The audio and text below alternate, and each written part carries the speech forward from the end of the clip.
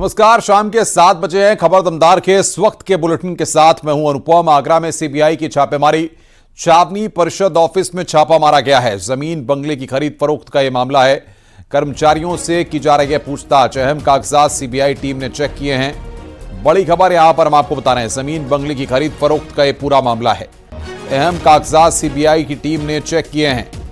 कर्मचारियों से पूछताछ की जा रही है। छावनी परिषद ऑफिस में छापा मारा गया है। जमीन बंगले की खरीद फरोख्त का यह पूरा मामला है। कर्मचारियों से यहां पर पूछताछ की जा रही है।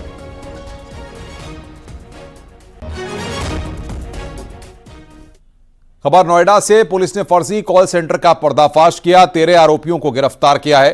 कब्जे से कंप्यूटर, मोबाइल, सर्टिफिकेट बरामद किया गया है। सेक्टर 63 थाना क्षेत्र में फर्जी कॉल सेंटर चल रहा था। डिस्ट्रीब्यूटर चैनल भारत नाम से कंपनी चल रही थी।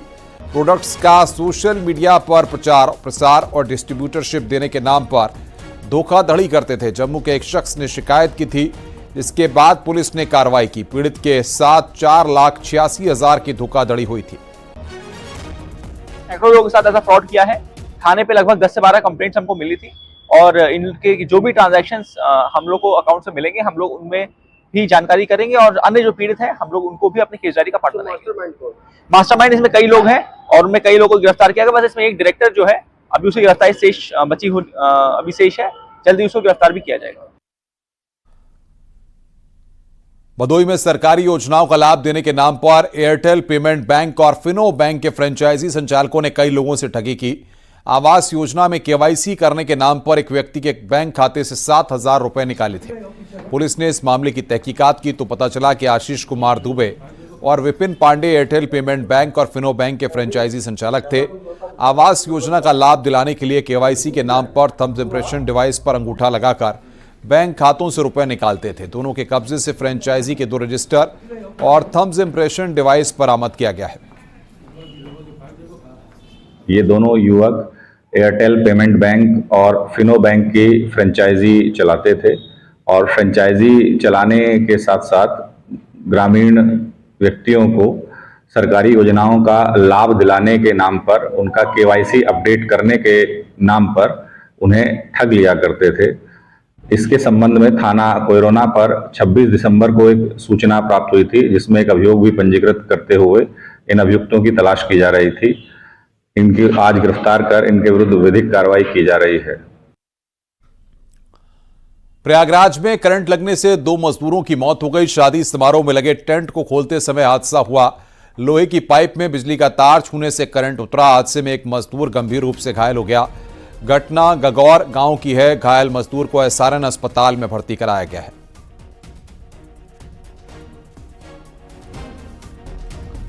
सीतापुर में अंडे से भरा ट्रक सामने से आ रही कार को बचाते समय बेकाबू होकर पलट गया।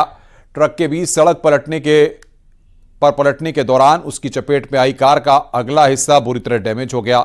घटना NH 30 की है। हादसे के बाद हाईवे पर आना जाना बंद रहा। सूचना के बाद पहुंची पुलिस ने क्रेन की मदद से ट्रक को साइड में कराया। वहीं हादसे के बाद लोगों में अंडा लूटने की होड़ मच गई।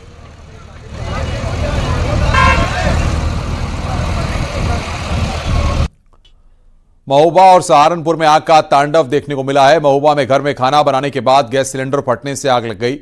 आग इतनी भीषण थी कि चपेट में पास का एक और मकान आ गया। घर में रखा अनाज, सामान और 50,000 कैश जलकर राख हो गया। पीड़ित परिवार ने सरकार से मुआवजे की मांग की है। वहीं सहारनपुर में नगर पंचायत ऑफिस में आग लगने से हड़कंप मच गया। नगर पंचायत कर्मियों ने मशक्कत के बाद स्थानीय लोगों की मदद से आग पर काबू पाया।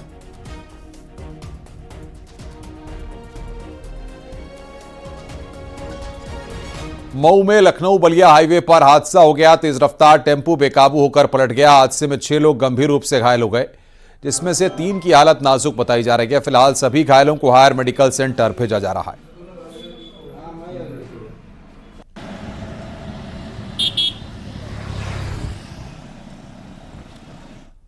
सोनभद्र में एक ट्रक के चपेट में आने से 12वीं के 3 छात्र गंभीर रूप से घायल हो गए। घटना वाराणसी शक्तिनगर रोड की है। स्थानीय लोगों की मदद से तीनों को अस्पताल में भर्ती कराया गया। एक छात्र की हालत ज्यादा खराब है। तीनों छात्र एग्जाम देने जा रहे थे, तभी ट्रक की चपेट में आने से घायल हो गए।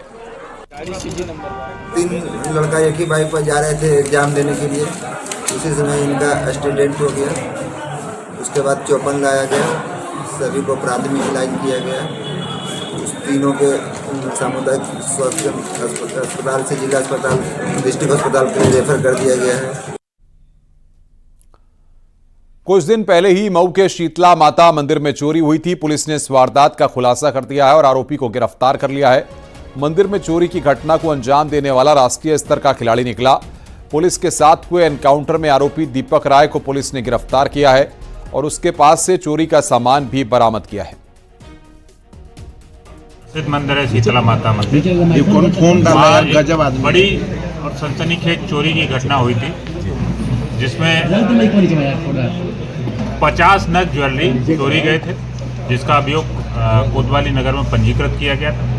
आज पुलिस को एक बहुत बड़ी सफलता हाथ लगी है। उस मामले का खुलासा किया जा रहा है, जिसमें 50 नग जो चोरी गए हैं उसमें से 41 नग बरामद हुए। सर ये कौन है, कहाँ का रहने वाला और है? इसमें एक अभियुक्त जो है वो दीपक राय निवासी ग्राम बेटावर कला, थाना जमनिया, जनपद गाजीपुर को गिरफ्तार किया गया। गाजियाबाद में किन्नर बनने की चाह में एक शख्स ने अपना प्राइवेट पार्ट कटवा दिया। मामला वेव सिटी क्षेत्र का है। 28 फरवरी की रात एक दर्दनाक घटना घटी जब संजय यादव नाम के व्यक्ति के घर में घुसकर आरोपियों ने उसे नशीला पदार्थ सुंघाकर बेहोश किया और फिर उसके प्राइवेट पार्ट को काट दिया। वारदात के बाद संजय के बेटे ने पुलिस में शिकायत दर्ज करवाई, जिसमें पुलिस ने चौंकाने वाला खुलासा किया। संजय किन्नरों का गुरु बनना चाहता था। आरोपी पहले से ही इस वारदात की योजना बना चुके थे। संजय यादव ने सहमति दी और बदले में आरोपी तानिया खान को 10,000 रुपए दिए थे। पुलिस ने तीनों आरोपियों को गिरफ्तार कर लिया है। वहीं संजय यादव की रिपोर्ट में एक और खुलासा हुआ है कि रिपोर्ट में वो HIV पॉजिटिव मिला है। संजय यादव द्वारा एक लिखित प्रार्थना पत्र प्राप्त हुआ। उसमें उन्होंने बताया कि 28/2/2025 को उनके पिताजी रात्रि में सो रहे थे। लगभग रात 11 से 12 बजे के बीच 3-4 लोग उनके घर में घुस आए। उन्हें नशीला पदार्थ खिलाया गया, बेहोश कर उनके प्राइवेट पार्ट को काट दिया गया। इस प्रार्थना पत्र के प्राप्त होने के बाद पुलिस ने जांच की, पूछताछ की और प्रकरण में ये सामने आया कि 3 लोग इसमें इन्वॉल्व थे, जिनके नाम है ब्रह्म सिंह, मोहिनी तथा बंगालन। इनमें से 2 ट्रांसजेंडर हैं। इनके तहत ये कार्रवाई की गई। जब ये मौके पर गए तो संजय यादव ने तैयारी कर रखी थी इस कार्य को करने के लिए। इस कार्य को करने का उद्देश्य ये था कि वह किन्नरों का गुरु बनना चाहता था। देवरिया में दरोगा के बेटे की ईंट से कूचकर हत्या कर दी गई। मामला खरचवा कस्बे का है। पुलिस ने मृतक के दोस्त प्रियांशु पटेल और उदित सिंह को गिरफ्तार किया है। बताया जा रहा है कि 5 मार्च को तीनों ने मिलकर एक पार्टी की थी। इस दौरान किसी बात को लेकर विवाद हुआ, जिसके बाद दोनों दोस्त ने संदीप की हत्या कर दी। थाना कोतवाली, जनपद देवरिया के खरजरवा क्षेत्र के घटना जो विगत रात्रि की थी, जिसमें कि संदीप यादव, जिनकी उम्र 18 साल है, जिनकी हत्या की सूचना हमें मिली थी। इस सिलसिले में उनके परिजनों के द्वारा नामजद तहरीर दी गई थी और उनको हम लोगों ने राउंड अप किया था। 2 अभियुक्त, जिनका नाम प्रिंस उर्फ प्रियांशु पटेल है और दूसरा उदित सिंह उर्फ गोलू, इन दोनों को हम लोगों ने राउंड अप किया था। घटनास्थल का निरीक्षण किया गया था। फोरेंसिक टीम ने साक्ष्य भी इकट्ठा किए हैं और इसमें इनकी संलिप्तता सिद्ध हो रही है और इस हिसाब से इस घटना का 24 घंटे के अंदर अनावरण कर लिया गया है। वाराणसी की सेंट्रल जेल में सजा काट रहे कैदियों का कमाल इन दिनों जेल को करोड़पति बना रहा है। कैदी अपने हुनर से अलग अलग सामानों को तैयार करते हैं जो बाजार में अच्छे दामों में बेची जाती है। इन सामानों के जरिए इन कैदियों को आर्थिक मदद मिली है। 1 साल के आंकड़े की बात करें तो लगभग 2 करोड़ से ज्यादा का कारोबार सेंट्रल जेल में कैदियों के जरिए बनाए गए प्रोडक्ट से हुआ है।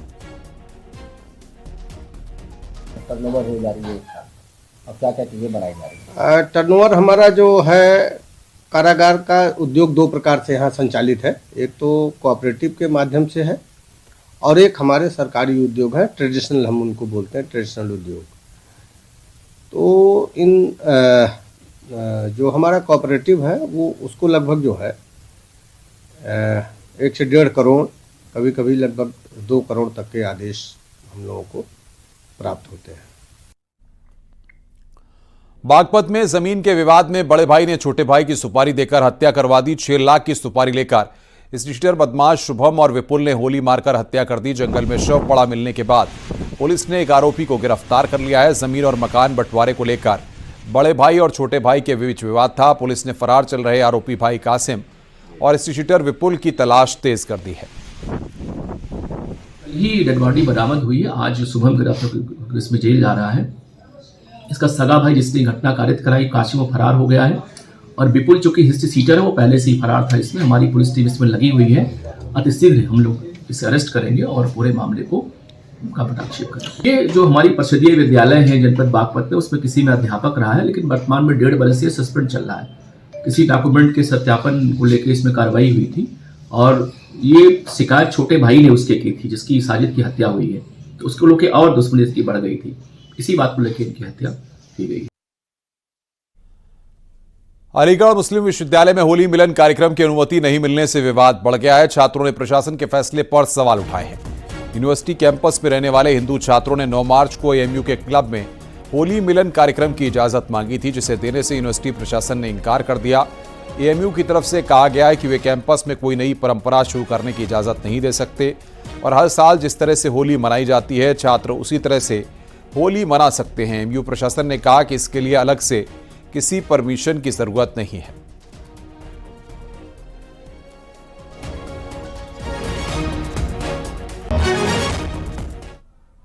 वहीं राज्यसभा सांसद दिनेश शर्मा ने कहा है कि बहुसंख्यकों का तिरस्कार स्वीकार नहीं किया जा सकता है। लोगों को कोई प्रकार की अनुमति दी जाती है तो फिर जो बहुसंख्यक वर्ग है या दूसरा वर्ग है तो उसका आप अपमान कैसे कर सकते हो। अगर अनुमति नहीं है तो किसी को नहीं, अगर अनुमति एक पक्ष को है और दूसरे पक्ष को नहीं तो ये संवैधानिक व्यवस्था का अंग नहीं है। फिर भी ये विश्वविद्यालय प्रशासन के स्तर का प्रकरण है। होली मिलन की अनुमति को लेकर विवाद तेज होता जा रहा है। हिंदुस्तान में अगर होली दिवाली नहीं मनेगी तो क्या ईरान में पाकिस्तान मनेगी? निश्चित रूप से देना चाहिए।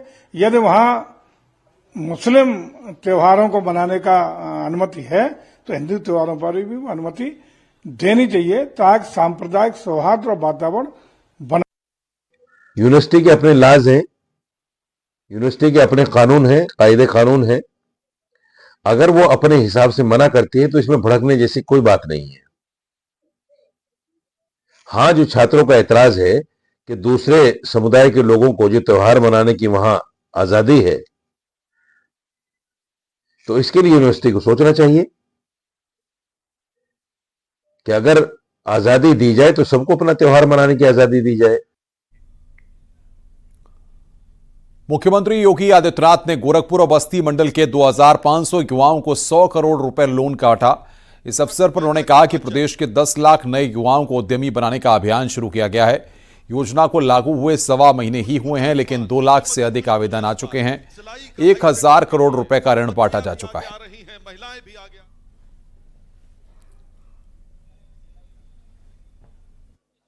याद रखना, आप जिस नियत के साथ काम करेंगे परिणाम उसी नियत के साथ प्राप्त होगा।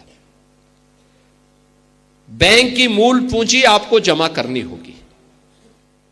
10% की मार्जिन मनी पहले लगाने की तैयारी करिए, फिर गवर्नमेंट भी आपको 10% मार्जिन मनी दे देगी। इसके साथ ही जो भी ब्याज आएगा, अगर आपकी नियमित किस्त आप चुका रहे हैं तो ब्याज की पूरी रकम सरकार चुकाएगी। आपको उसमें चिंतित होने की आवश्यकता नहीं। और फिर कारोबार को आप आगे बढ़ाना चाहेंगे तो फिर इसमें हम 7.5 लाख तक की लिमिट लेंगे, फिर 10 लाख रुपए तक की लिमिट लेंगे, तो आपका कारोबार आगे बढ़ता जाएगा। सरकार आपके साथ हर संबल में खड़ी होती हुई दिखाई देगी।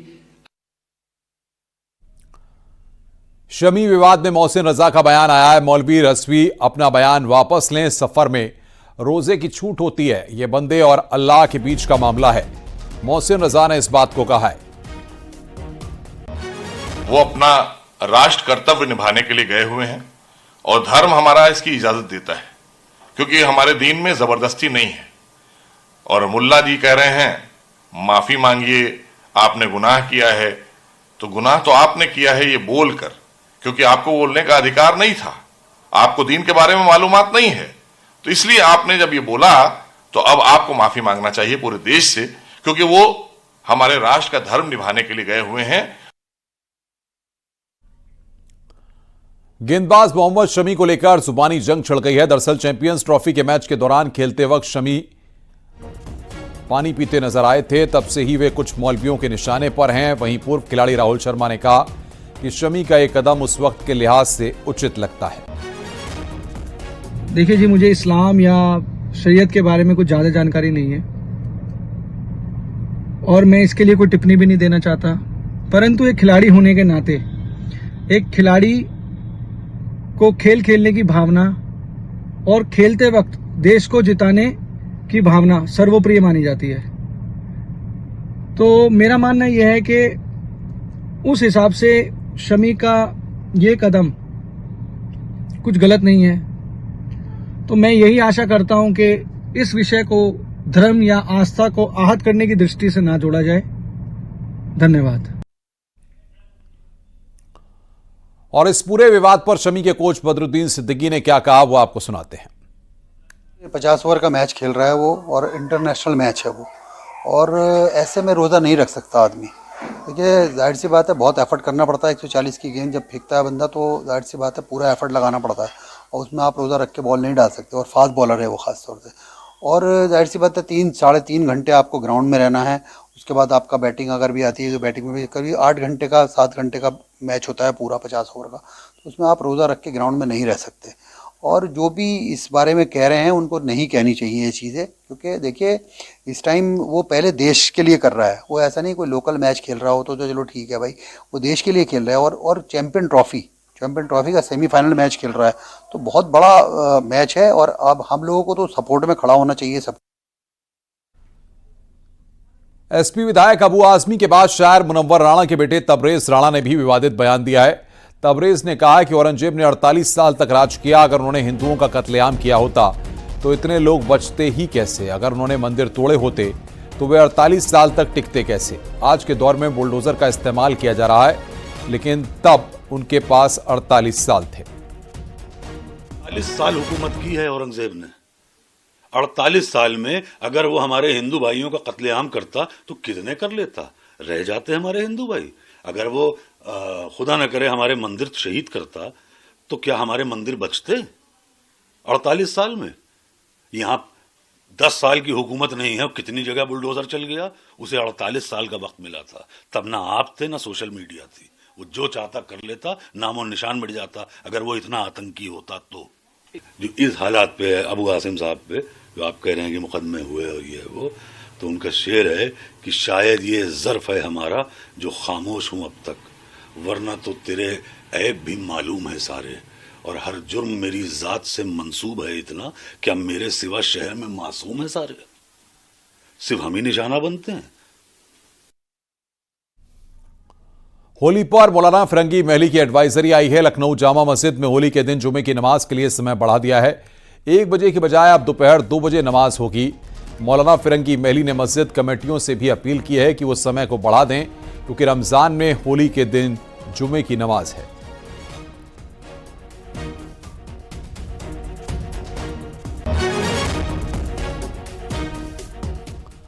बलिया में एसबीएसपी कार्यकर्ता उमापति राजभर की पिटाई मामले ने सियासी तूल पकड़ लिया है। दोनों पुलिसकर्मियों के निलंबन के बाद उमापति राजभर पर एफआईआर दर्ज हुई है। मंत्री ओम प्रकाश राजभर के बेटे अरुण राजभर ने साफ किया है कि अगर उनकी पार्टी के कार्यकर्ताओं को बेवजह पीटा गया या परेशान किया गया तो ठीक नहीं होगा। अरुण राजभर ने खुली धमकी दी है कि कहा कि पीला गमछा से जिन्हें तकलीफ है, जिनकी आंखें काम नहीं कर रही हैं, तो भारतीय सुहेलदेव पार्टी के कार्यकर्ता उनकी आंख निकाल लेंगे। दरअसल बलिया के बांसडीह तहसील में भारतीय सुहेलदेव पार्टी के विधानसभा प्रभारी उमापति राजभर को एसडीएम के पेशकार की गाड़ी ने टक्कर मार दी थी। इसका विरोध किया तो पेशकार ने कार्यकर्ता की पिटाई कर दी। बांसडीह दरोगा को बुलवाकर नेताजी को थाने में ले जाकर पिटाई कराने का भी आरोप है। सुभाषपा नेता ने आरोप लगाया था कि थाने में एक सब इंस्पेक्टर और एक सिपाही द्वारा उनकी पिटाई की गई थी। शिकायत के बाद भी कोई सुनवाई नहीं हुई। तहसील में 4 तारीख के कोई रही कुछ काम से जो उनकी बरेजा गाड़ी से दीपक एसडीएम साहब के स्टोनो आओ तो ना हमारा गोड़ पर गाड़ी चढ़ा दीवन, हम चिल्लाए लगुनी। ओकरा बस गाड़ी उतरवन तो हम कहें कि काहे हमारा गाड़ी गोड़ पर चढ़ा दिया। ओकरा बस हमसे उल्टे गाली गलौज देवे लगुन। गाली गलौज दिला के बाद से लोग झगड़ा बढ़ा दीवन। ओकरा बाद से आधा घंटा बाद पुलिस प्रशासन बुला के हमारा के थाना में घसीट के ले जाके बड़ी मार मारे के काम करो लो, जौन कि हम तहरीर दी। ओकरा बाद से जब पूरा हमारा पार्टी के लोग जब लाग गवन, उनका के 2 सिपाही दरोगा जब सस्पेंड हो गवन, वो दिवेश में 4 तारीख के घटना काल हमारा ऊपर फर्जी मुकदमा जौन की कहता हूँ कि सरकारी काम में बाधा डालने बना, जौन की गेट के सामने खुद गोड़ पर हमारा गाड़ी चढ़ैले बना, हमारा के फंसावे के काम कर। हमारे कार्यकर्ताओं के सम्मान की बात है। बलिया में जिस तरीके से हमारे कार्यकर्ता बम बारूद लेके नहीं चलते, सरल स्वभाव, गरीब बेचारा, गरीब को आपने पीटा है और पीला गमछा लेकर के चलने वालों से जिन लोगों को तकलीफ हो रही है, जिन लोगों को लग रहा है कि पीला गमछा लगा देने से जिनको तकलीफ हो रही है, जिनकी आंखें अगर नहीं काम कर रही हैं, तो उनका आंख भी अब निकालने का काम भारतीय समाज पार्टी कार्यकर्ता करेंगे। सीएम भाजपा के पेशकार दीपक कुमार और उमापति राजभर के मध्य गाड़ी टकराने को लेकर के विवाद हुआ, जिसमें आपस में मारपीट दोनों के बीच हुआ। इसकी सूचना थाना बांसडी को प्राप्त हुई, जिस पर थाने की पुलिस मौके पर आई और दोनों पक्षों को लेकर के थाने पर आ गए। दोनों पक्षों के द्वारा तहरीर दिया गया, जिस पर क्षेत्राधिकारी बांसडी के द्वारा जांच कर मुकदमा लिखने के आदेश किया गया, जिस पर थाना बांसडी पर सुसंगत धाराओं में मुकदमा पंजीकृत कर विधिक कार्रवाई की जा रही है। अरुण राजभर के विवादित बोल पर मंत्री ओपी राजभर का कहना है कि अगर कोई गलत करेगा तो कानून उसको छोड़ेगा नहीं। आपके बेटे का वीडियो वायरल हो रहा है जो पीला गमछा को लेकर सरकार के कानून को ही खुली चुनौती दे दी, इस पर क्या कहेंगे? नहीं, कोई चुनौती नहीं है। कोई अगर गलत करेगा तो कानून उसको छोड़ेगा नहीं। ये पीला गमछा वाला क्या था कि जो पीला गमछा की तरफ कोई देखेगा तो उसकी आंख फोड़ देंगे? देखिए, अलग अलग जैसे बयान होता है, जैसे कभी कभी कि ये वो ताकत है, 26 भगवान पैदा हुए, उनके वस्त्र पीता पीला थे, तो महाराजा सुहेल देव जी के भी वस्त्र पीला थे। उन्हीं को आदर्श मान करके हम लोग पार्टी चलाते हैं। आप अगर पीले गमछे की तरफ जुल्म जाति अन्य अत्याचार करोगे तो आपके ऊपर भी अन्य अत्याचार करने की तैयारी होगी। वाराणसी में अखाड़ों के साधु संतों और नागा साधुओं के पंचकोशी यात्रा का आज दूसरा दिन रहा। पंचकोशी यात्रा पर लोगों ने पुष्प वर्षा कर स्वागत किया। पंचकोश यात्रा कर रहे लगभग 200 नागा साधुओं का भव्य स्वागत किया गया। लोगों ने हर हर महादेव के नारे लगाए। लोगों ने साधुओं को जलपान कराया और आशीर्वाद लिया। पंचकोशी यात्रा कर रहे थे महाराज जी लोग, नागा साधु लोग, उनका भव्य स्वागत के लिए हम लोग यहाँ मिले। काफ़ी संख्या में लोग जुटे थे और सभी लोग जो उनका स्वागत किया गया। रुक रहे हैं ब्रेक के लिए। खबरों का सिलसिला लगातार जारी है।